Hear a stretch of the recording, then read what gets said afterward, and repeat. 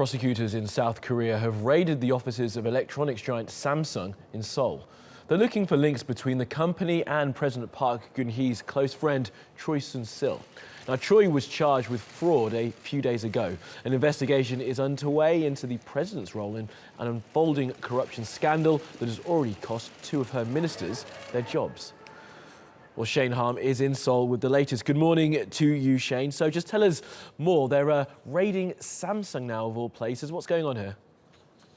Right, this is the third time prosecutors have raided the offices of Samsung within the past 2 weeks. And the connection with this raid and the growing scandal here in South Korea is it involves a merger that occurred last year between two companies under the umbrella of Samsung Group. They are JL Industries and Samsung C&T. They went through an $8 billion merger last year, which was highly controversial.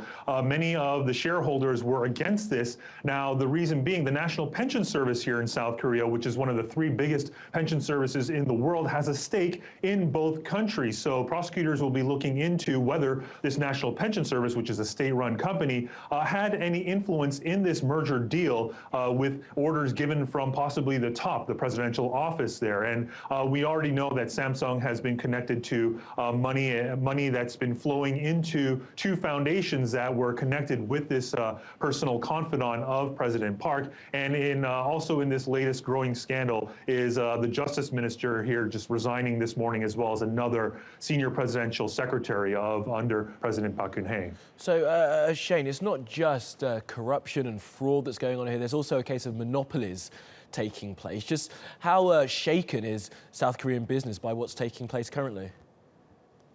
The worst thing that could happen for the economy is uncertainty, and there's obviously a lot of political uncertainty at this moment. And the question of politics and government intertwined with economics here in South Korea, especially with family-backed chaebols, is not anything new here in South Korea.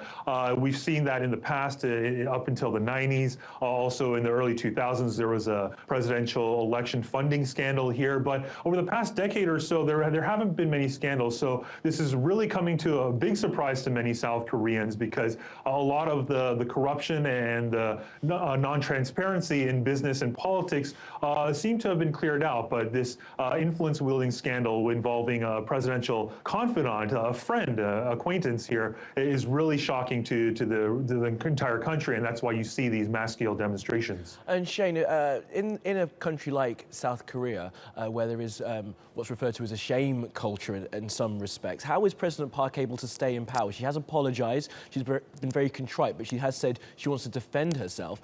Just what does that tell us about the way that sort of the elites are changing in South Korea? You know, we had the daughter of South Korean Airlines having to sort of quit a few years ago.